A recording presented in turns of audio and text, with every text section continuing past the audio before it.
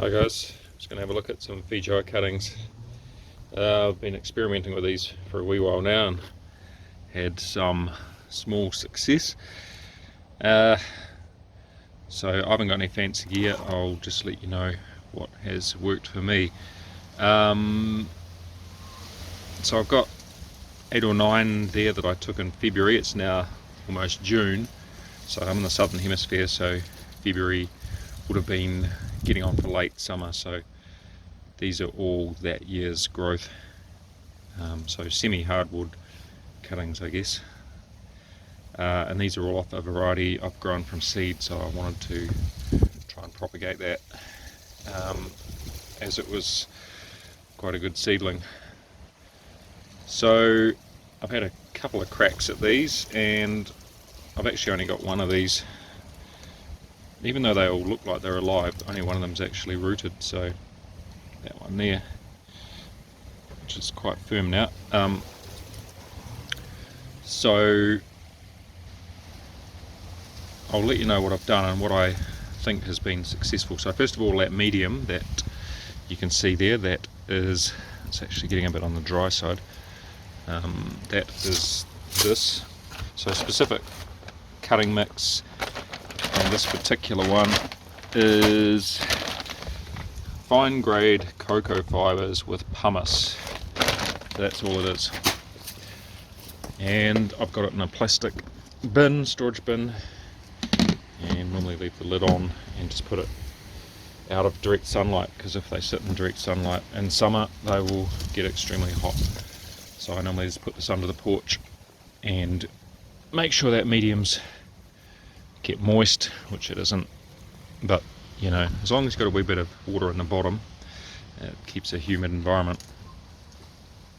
So probably the best advice I read on the internet with growing the Feijoas, because they're considered pretty tricky, is to take your cuttings from as low down on the plant as possible, and try and look for the water shoots, like upright sprouts from the near the base of the trunk, so as they're sort of the vigorous new growth, I guess. So I'll show you a video here quickly of one on another bush I've got here, which is probably would be a good candidate. It's coming right from the base of the tree and upright and vigorous, so that would be similar to the ones that I've tried to use here. But what's interesting is the only one that's actually rooted there is probably the smallest and thinnest of the lot, so yeah, not sure why that particular one's rooted and the others haven't. I've used the same rooting hormone on all of them. I'll show you a picture of that. It's just a generic rooting hormone. Yeah, so like I said, these were put in the box in February, and that one that's rooted, which has probably got, oops, sorry, it's very windy here today. It's actually in there really solid now. I'm trying to pull on it, nothing happening. It's obviously got heaps of roots, so I'll pull it out in a minute. We can have a look at the roots after almost 4 months in the ground. All of these other ones, that one looks, you know, they look like they're alive, and they're obviously in a humid environment.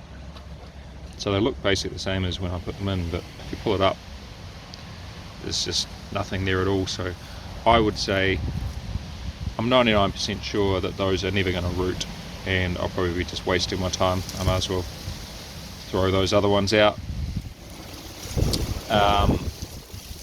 So that one that did root actually had the beginnings of roots within only a couple of weeks. So I would say if you're going to try and do the cuttings, do them mid to late summer, try and get them as low down as possible, and if they haven't developed roots within a month, I would say give up and try again perhaps, because that one did develop roots really quickly. I've left it in there to let it get decent root ball, and I didn't really want to transplant it during summer or autumn. I've left it in there to transplant in winter, because where I live is really dry in summer and autumn, and I suspect if I pulled it out of that humid box they would probably die pretty quickly. So I will transplant that today after I dig it up and show you the roots. So all of these other ones, I am pretty sure if I pull them up, See, that one there looks the same as the day I planted it, but no roots at all. There's a thin one, no roots, nothing. Nothing happening, nothing. So I'm going to chuck those out.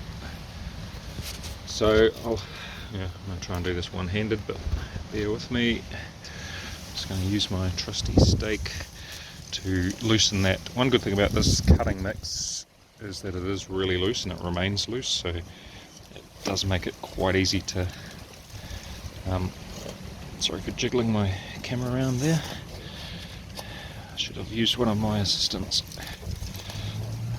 I'm just going to loosen basically the mix without, try not to damage the roots basically. There we go. And then I'll pull them up and have a look. No, still a bit tight. There's a rhododendron next to it there which is rooted as well, so they're probably, roots have intermingled and intertwined perhaps. There we go. Oh, look at that.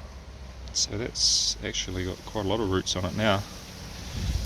Other beauty of that cutting mix is look how those fine roots have come out really without any damage at all, which is great for transplanting. So yeah, I'll go and put him in a pot right now,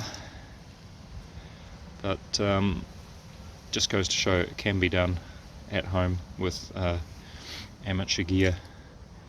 And I'll go and pop him in a pot, and 4 or 5 years could be fruiting if I look after it. So there you go, good luck.